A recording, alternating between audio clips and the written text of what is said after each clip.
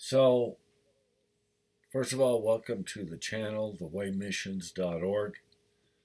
My name is Craig Evans, and we will be discussing the sowing of good seed, which is the main emphasis of the website, thewaymissions.org, not .com, but .org, quite different.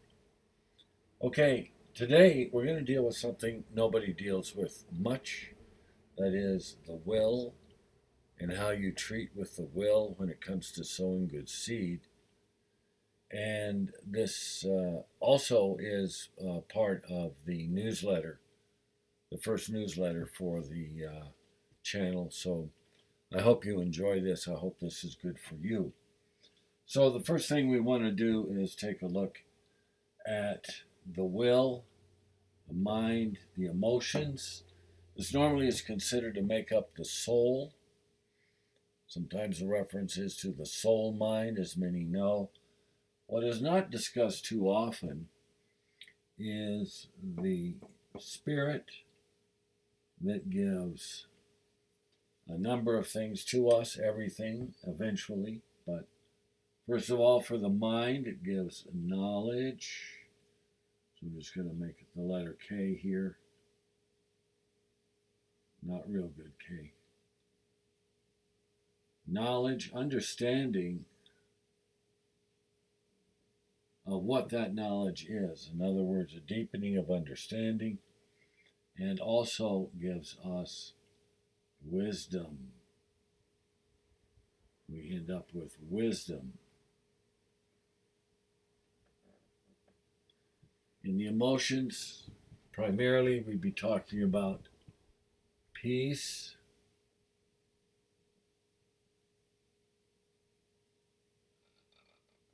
and also just stability.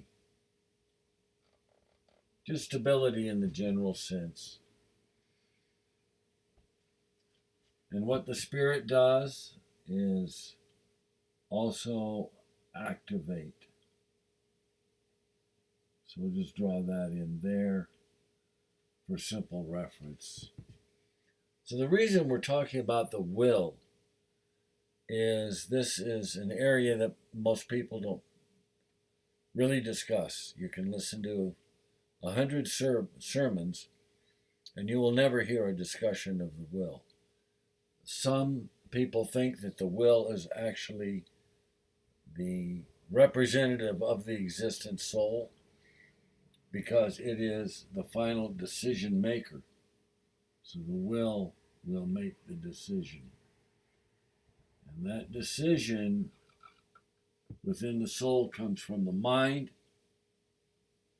combined with how you feel or your emotions. But it rarely comes of the spirit. For some it does. The idea of the will is now attached in modern society to what I want to do or what I think is best, as opposed to removing the I, stepping aside a little bit, and sowing seed for what the Spirit might suggest. Now, for those who don't know, much of this is covered in Matthew 13, and there are a few people mentioned in Matthew 13, and we've all been there ourselves. One of them is those who hear things. It could be just general spiritual principles. It could be specific biblical principles. It could be, but they really aren't listening. They hear those who hear or hears not. They're not, nothing is getting through to them. Then you have people whose seed is thrown on stony ground. In other words, it's rocks mixed with some soil in between. You get a burst of growth quite often. But because the soil isn't really holding water, it's not very good soil to start with, perhaps. Most likely it isn't. The flower, the fruit, the harvest begins to wilt. And the third area is where most of us certainly have been. Thorns represent, first of all, just being too involved with the world. It is sometimes referred to as worldliness and all about what's out there all the time instead of what's in here that is really should be directing and moving you. So quite often people get their emotions mixed up with the spirit. So if they feel really emotional about something, they're just sure the spirit is confirming it, and that is not necessarily the case. And in the mind will oftentimes want to cancel out the spirit because we each have our own ideas of the way we think things should be done. Which doesn't mean you're wrong. That you could be doing very well with what you're working in. So it doesn't make you wrong. But it's, do you have counsel of the Spirit? So this is worldliness, and the other thorn that is mentioned is a fixation on money and wealth. I'll wait till my truck goes by. Wonderful. Okay. That again does not mean you cannot have wealth. A wealthy person is not necessarily lost in his wealth, although there's a tendency for that. And the biblical standard actually is abundance. What you want is abundance. Some left over, some that really is extra or abundant. So that's the brief study on worldliness and money. So who do we want to be? We want to be those that produce good fruit. That's what's important here. That's what we're looking for. So much like the farmer, when you are sowing good fruit or good seed, you are expecting a crop. And where you're really sowing, which I'll just do this now, it's just basically as if you reach into a grain sack and put out seed and you name the seed. It is similar to specific prayer, which many people who teach on prayer specifically say the word itself, specific. Be specific when you pray. Be specific when you sow good seed. And so we want to sow good fruit or good seed to receive good fruit.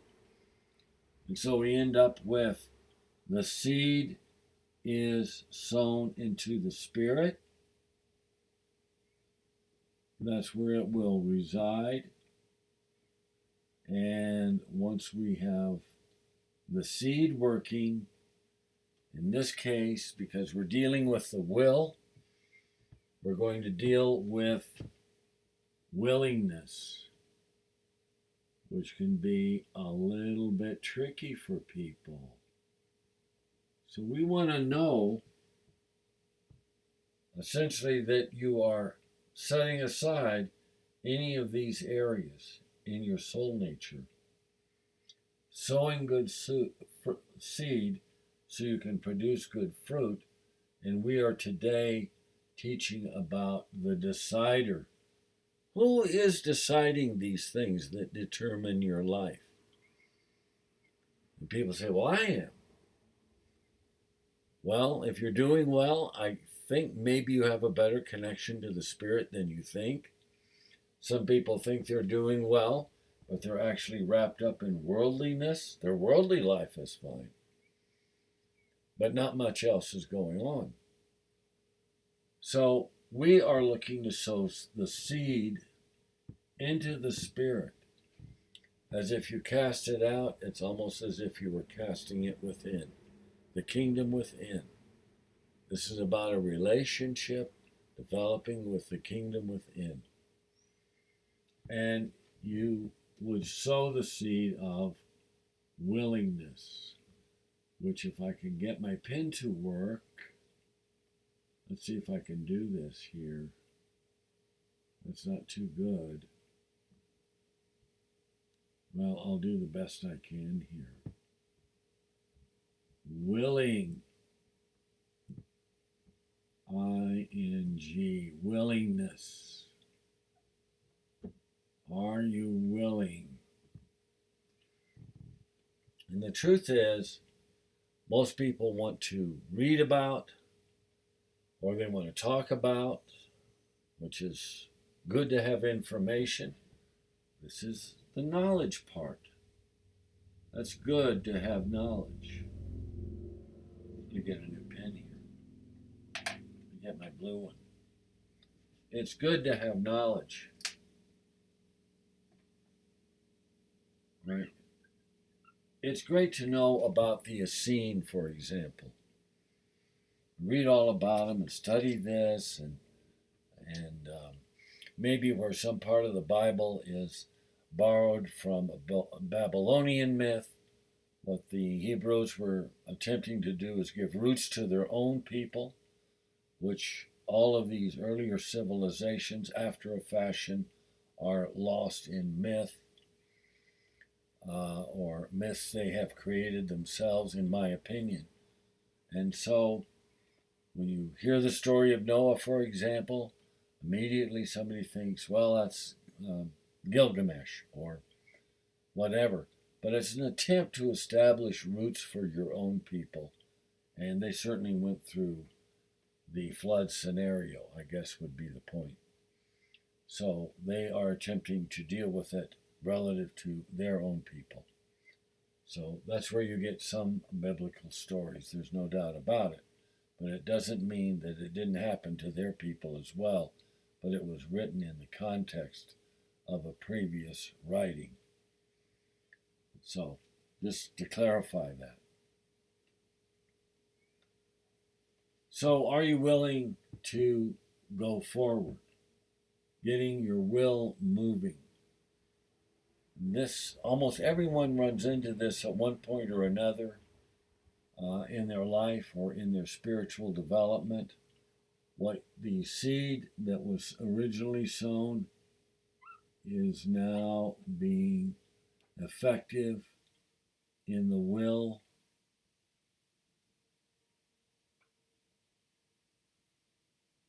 I can do that. There we go. To make better decisions. Now that seems like a simple thing. It's like, okay, I'm going to make great decisions now. No, what really happens is because your decisions come from the mind and the emotions, this willingness relative to your will to bring the spirit into play will begin to affect your emotional condition and your mental condition. So when you sow good seed for the will or for willingness, you're really affecting the whole soul nature because the will is the decision maker. So I hope that's clear. This sounds kind of technical, I know, maybe in a way even a little sterile, but what most people don't understand about sowing good seed is they may not know to be sowing for very basic attributes, very basic things that will continue to work in them for many weeks, months. And this is a very good sowing, is to be willing for the Spirit to participate in your life, which will naturally start affecting your decisions. Your decisions will start to show that. And when that starts to work, it will also affect the mind and your emotional condition. So when you sow good seed like the farmer, you put the seed to the ground and you then sit back and wait. You don't go out there and check it every 2 or 3 hours to see if it's coming up yet. So this brings in an important attribute of character. And it automatically initiates, and I'm just going to write the letter here in this whole program, a certain kind of faith. Now, when you go to the website in different articles, you'll run into belief, faith, love, forgiveness, knowledge, wisdom, because those are the basic elements of walking in the way.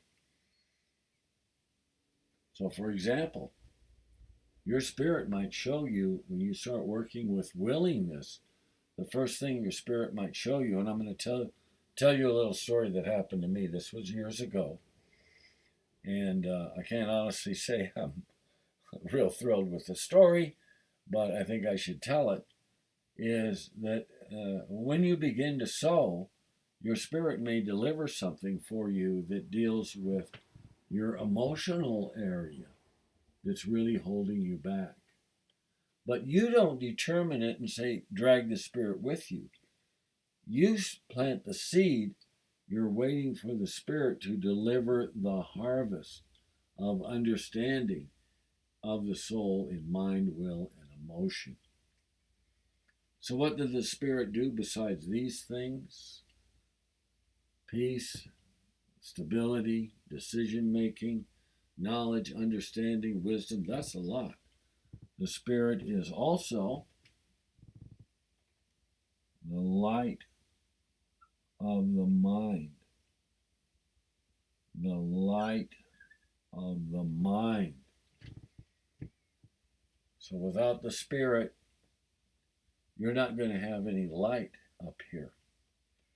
The soul and the spirit are not exactly the same, but they're intimately attached.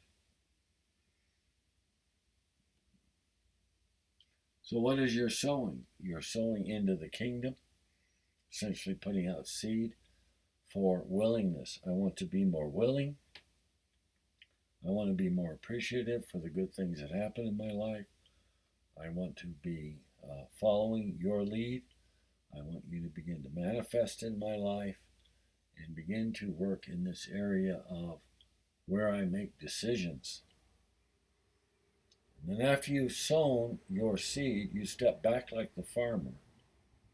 And then eventually you see the first sign of the crop starting to come up.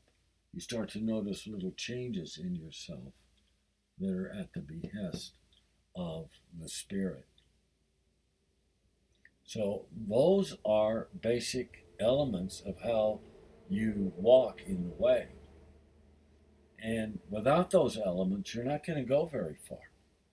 You may be a very dedicated, say, Orthodox Christian.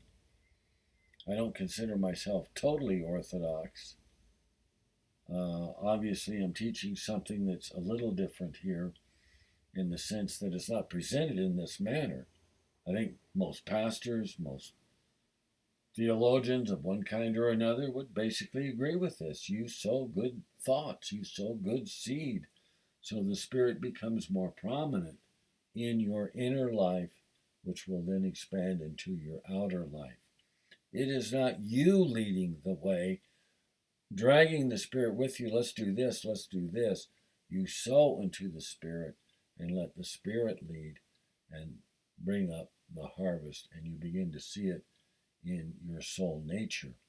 And it's called soul development. It's called soul growth. So all of us have had things where we're holding on to something in the past, which my little story will illustrate here in just a moment, that are holding us back. We are locked up in an emotion. Could be your childhood. It could be almost anything. The willingness to move past that. And you can name it and say, I had a difficult childhood. I know it affects me more than I'd like. I am sowing for willingness to move past that. And I would like the Spirit to reveal or help me with that condition. So you may have a negative condition, but it's a positive sowing. It's always a positive seed. And in this case, you can sow into something that may be in the emotional realm, but right now I'm just emphasizing The idea of your will is going to make that final decision. Don't kid yourself. You need to sow from time to time in willingness when you walk in the way.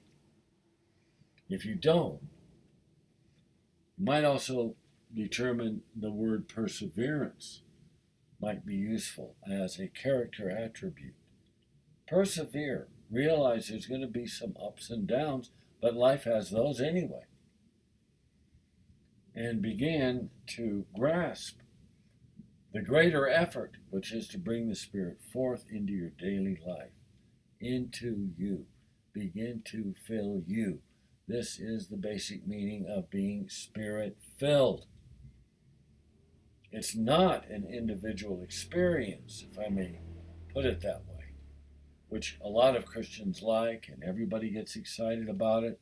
And those who are enlightenment students, by the way, of whatever discipline you may be, this is really your goal, is have the Spirit into these areas of the soul instead of an actual experience where the bottle cap pops off the shaken carbonated drink, so to speak, and oh wow, it was a breakthrough and what a great experience, and so on. It has to be more. It has to be what walking in the way is and what Jesus actually taught, which was the way. We know that now.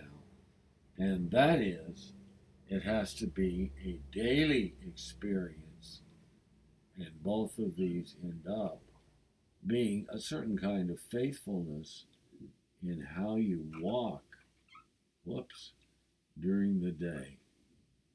I didn't do that very well, did I? It's kind of an awkward board here. It shakes a little. So this is the first lesson for the newsletter. People don't understand really how to sow seed and what is actually occurring. So the instruction or the practice of sowing good seed is really very basic. It's a very nuts and bolts kind of explanation and function. If you want the Spirit in your life, you need to sow for willingness. You may also sow for faith. But some people don't want to have more faith even though they're praying for it because they're really not willing. They're afraid of the changes that may occur. So they're living in fear of the very thing that they're praying for. I give I believe it's in the article, Law of Unconscious Growth. There's a video there that discusses that subject, how we fight against ourselves. You fight against yourself, you start putting up blocks. And you don't realize that's what you're doing instead of the Spirit leading the way and giving you pathway. A lot of people think they're on a pathway because they study certain things. So I'm on the pathway of this and that and whatever it might be. But they're not doing this. The Spirit really is not moving into their life in a more fundamental way. It's all intellectual. It's an intellectual extrapolation on reality that they're dealing with, as opposed to the very thing itself, which is sowing good seed into the Spirit, getting a harvest in the area of willingness. I hope the traffic isn't disturbing. I don't know what the mic is picking up from that. Seems like a very busy day. But nonetheless, I want to leave this lesson for the moment. And the experience I had, which I did not tell you, was I was really getting tired of the way things were going. I knew it was me. And so I really felt like almost like an emergency mode is I really need to change this. I really need to do something. And so I started sowing good seed. This was years ago. And I sowed seed for awareness and clarity and things that were associated together and show me what is holding things up, what is going on. And I had been through a lot of things in those years, and so I'm working my way through it. I'm trying to get more understanding. I'm trying to get more knowledge. I'm trying to have peace. I'm trying. You see, this effort, this strain. But what I'm not doing is sowing good seed and letting the Spirit take over. So I got done sowing seed. I got up and I thought, well, I'll just have a cup of coffee. I walked into the kitchen, put the water on, and it really couldn't have been more than a minute later, after I had sowed that seed, that what came up was, and I hate to say this, but it's true of all of us, was self-pity. You have too much self-pity here, my friend. Oh, yes. You're in sympathy with the things that are giving you the most problems. That's why you still have them. You have to sow seed into the Spirit for the willingness to move on. Do you see this connection? Then you get good fruit. You get the harvest is down here. The harvest is here. The light comes from the Spirit. The Spirit activates and guides the will, if you will allow it. And you need to sow seed for this, at least from time to time. Every few odd weeks, maybe once a month, make sure you sit down, get yourself square with yourself, so to speak, and really sow for willingness to have revelation. There's a lot of people that secretly don't want revelation in their life. They're afraid. They are afraid because they know they're going to face themselves. But this time, if the Spirit is working, it may be the last time you need to do that on that particular issue. So they don't want to hear it because they know what it means. They're not willing. The person who has the stony ground, they're willing, but the soil's not too good, so that doesn't last too long. They're back here somewhere in the thorns and thistles before we know it. So the idea with sowing good seed is to sow into the Spirit, the kingdom within. And in this case, we're talking about the will, about how you make decisions, what decisions you're making. It could be what lifestyle you're living. It's hard to say. But it all deals with the willingness to go forward. And this will begin to affect your mind and your emotions as well for the good. So I'm going to leave this lesson right now. I hope this has been helpful. A lot of people have been asking about this, about, you need to do more video and that kind of thing. So these will be the newsletters from now on. This one is a little long, I have to admit. And so we'll seek to improve everything in our videos. And I want to thank you for listening. Those who have visited the website, hopefully you'll pick up on this in the newsletter. And when you do, well, as usual, I know if you're there, I'll be here. All right. And as for myself, I am a Jesus follower, absolutely committed. And many people have trouble with that because they're getting it mixed up with religion instead of just Jesus's teachings. And I understand that. I don't consider myself religious, even though I've got biblical scripture throughout my whole work.